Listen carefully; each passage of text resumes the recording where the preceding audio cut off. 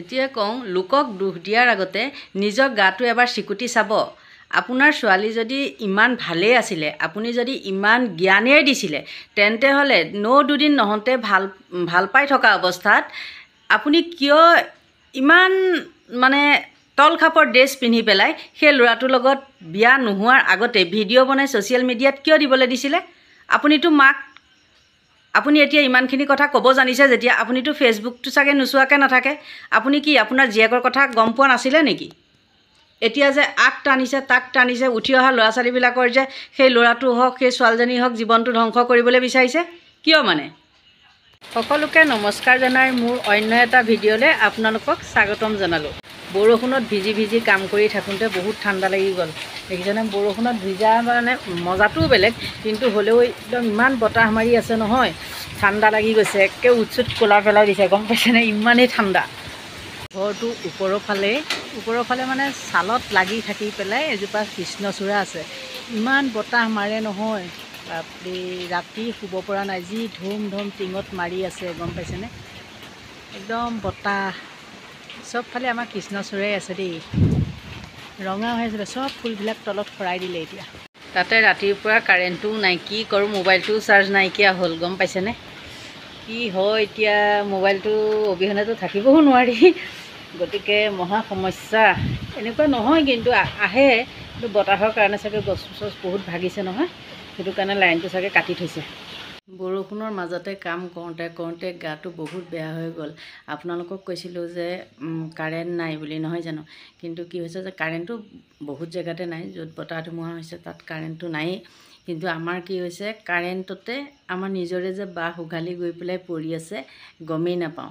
পিছতহে দেখিছোঁ যে বাঁহ 2-3ডালমান তাত তাঁৰত পৰি আছে। তাৰপিছতে সেইখিনি আমাৰ যিহেতু ৰঙা মাটি এঢলীয়া তাতে, আৰু খুপি গৈ পেলাই হেৰি কৰিবলগীয়া হৈছে, বাঁহকেইডাল কাটিবলগীয়া হৈছে, বহুত কষ্ট হ'ল।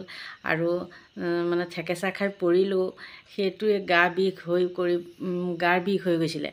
তাৰপিছতে হৈ পেলাই গা চা ভাল নাই, সেইকাৰণে বিচনাত পৰিলোঁ। আৰু এতিয়া মই চাহ তাহ খাই আকৌ বিচনাতেই সোমাই আছোঁ, জানে, আঁঠুৱা তৰি পেলাই।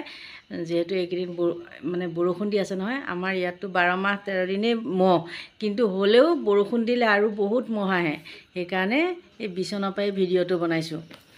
আৰু কি হৈছে, ক'তো ওলায়ো যোৱা নাই, গাটো বহুত বিষ, পৰাৰ কাৰণেই চাগে বিষ নেকি। আৰু কালি বহুত মাটি পেলালোঁ, মাটি পেলোৱাৰ কাৰণেও চাগে হৈছে, কাৰণ বহুত দিন কাম কৰা নাছিলোঁ, কালি কৰিছোঁ।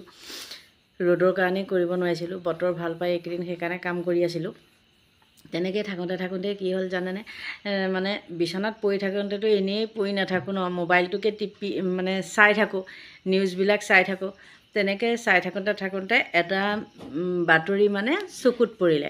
বাতৰিটো হ'ল কি, সিদিনাখন যে আমাৰ শিৱসাগৰৰ পংখী সন্ধিকৈ ঢুকাইছিলে, তেওঁ মাতৃগৰাকীয়ে দিয়া বাতৰি, কি নীলদ্বীপ নে কি বুলি এনেকৈ ল'ৰাজনৰ কথা দিছে।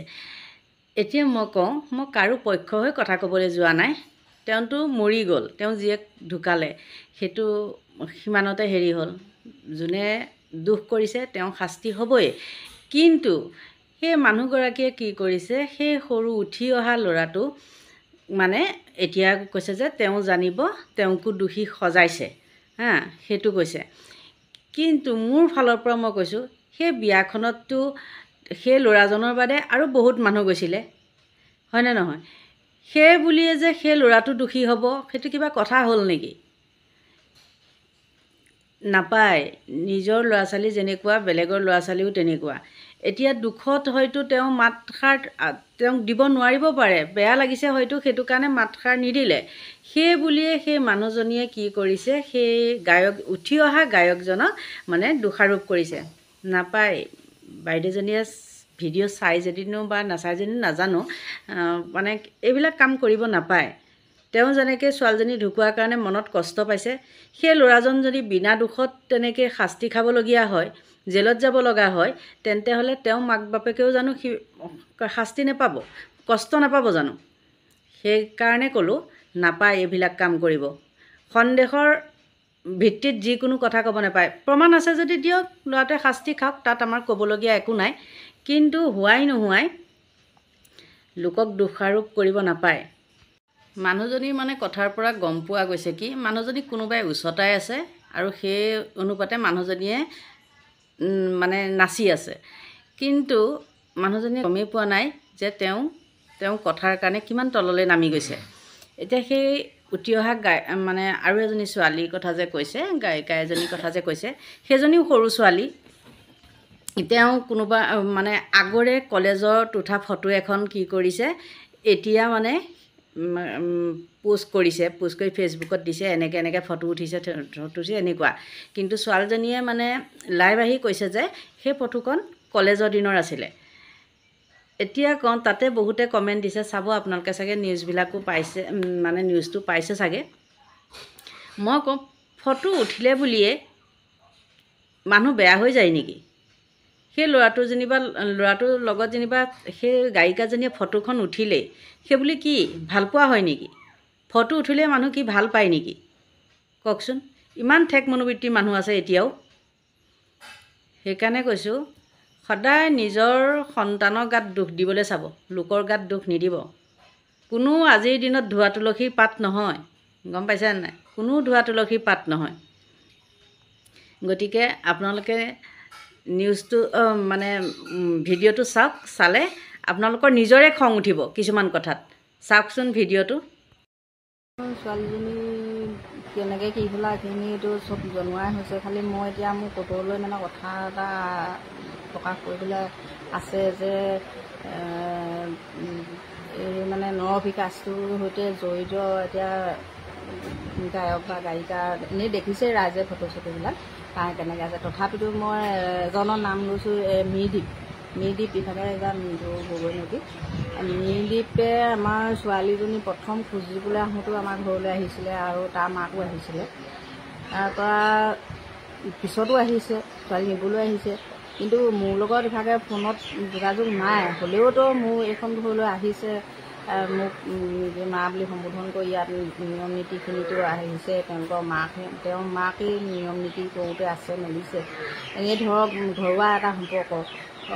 কিন্তু আজিলৈকে কিয় মানৱতাৰ খাতিৰততো মোক মাত এষাৰ লগাব পাৰে, কিন্তু সিদিনা দেখিলোঁ, যিদিনা 3 তাৰিখে আমি গম পাই নামৰূপ থানাত তেওঁক মই দেখিছোঁ, আমি চবেই ঘৰৰ মানুহকেইটা চিনি পাইছোঁ, অথচ আমাক মাত এষাৰ নলগালে। আকৌ আমি গুচি অহাৰ পিছত সেই 3 তাৰিখে ৰাতি সি থানাত আছে, মানে তাক লকাপত ভৰাই থওঁতে ৰাতিও সি আছে বুলি আমি মানে গম পাইছোঁ। বিশেষ যোগেদি গম পালোঁ সি থানাত আছে। ইমানখিনি বন্ধুত্ব খাতিৰত বা যিয়ে নহওক তেহেঁতৰ ঘৰুৱা সম্পৰ্কত তাক যে ইমানখিনি ৰক্ষণাবেক্ষণ দিছে, কিন্তু মানৱীয়তাৰ ক্ষেত্ৰত মানৱীয়তাৰ খাতিৰত কিয় মোক মাত এষাৰ বা আমাৰ ল'ৰা ছোৱালীকেইটাক হ'লেও সি মাত এষাৰ লগাব নোৱাৰিলে নি? মই এইটো মানে তাৰ ব্যৱহাৰখিনিৰ পৰা ভাবিছোঁ এই মিৰদ্বীপ নামৰ এই গায়ক ল'ৰাটো এই মোৰ ছোৱালীজনী হত্যাকাণ্ডত অকণমান হ'লেও যেন জড়িত আছে মই অনুমান কৰিছোঁ। কিয়নো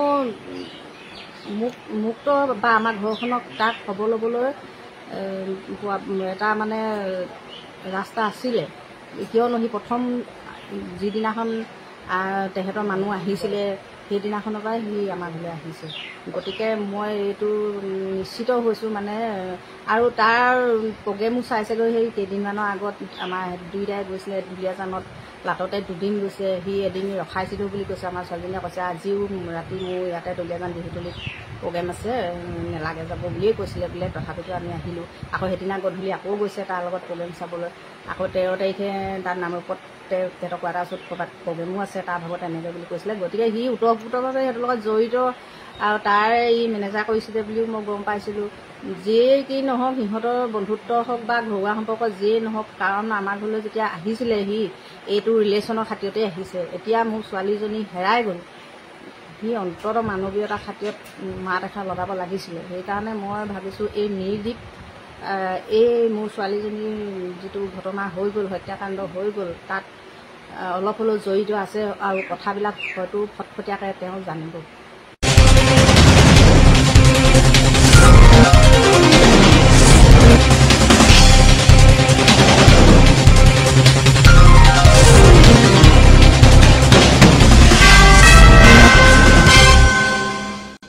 নিশ্চয় ভিডিঅ'টো চালে চাই পেলাই মানুহগৰাকী কথাখিনি নিশ্চয় শুনিলে আপোনালোকে।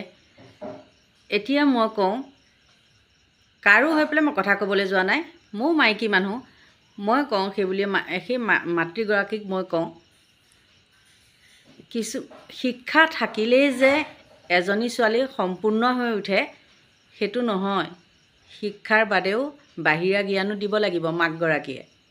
কিয় আপোনাৰ ছোৱালীজনীয়ে যে সেই ল'ৰাটোৱে কেইমাহমানৰ ভিতৰতে ভাল পাই পেলাই বিয়া হৈছে বুলি কৈছে, সেই কেইমাহমানৰ ভিতৰতে যে আপোনাৰ ছোৱালীজনী দেখোন যি ড্ৰেছ পিন্ধি ভিডিঅ' কৰি পেলাই সেই ল'ৰাটোৰ সৈতে দিছিলে, ছ'চিয়েল মিডিয়াত এৰিছিলে, সেইখিনি তেতিয়া কি আপুনি দেখা নাছিলে নেকি? আপুনি কিয় কণ্ট্ৰল কৰিব নোৱাৰিলে? বিয়া নোহোৱাৰ আগতে তেনেকৈ কিয় যাবলৈ দিছিলে? কিয় তেনেকৈ ভিডিঅ' বনাবলৈ দিছিলে? গতিকে লোকক দোষ দিয়াৰ আগত নিজৰ গাটোতো চিকুটি চাব, তেতিয়া গম পাব। আৰু হয়তো মোৰ কথাখিনি কোনোবাই বেয়া পাব পাৰে বা বেয়াকৈ কমেণ্ট কৰিব পাৰে, সেইটো কথা নহয়, কৰিলেও কৰক, তাত ক'বলগীয়া একো নাই। গতিকে গা চাও ভাল নাই, আজিলৈ ভিডিঅ'টো সামৰণি মাৰোঁ। যদি ভাল পায় লাইক কৰিব, কমেণ্ট কৰিব, পাৰিলে ছাবস্ক্ৰাইব কৰিব। আজিলৈ বাই বাই।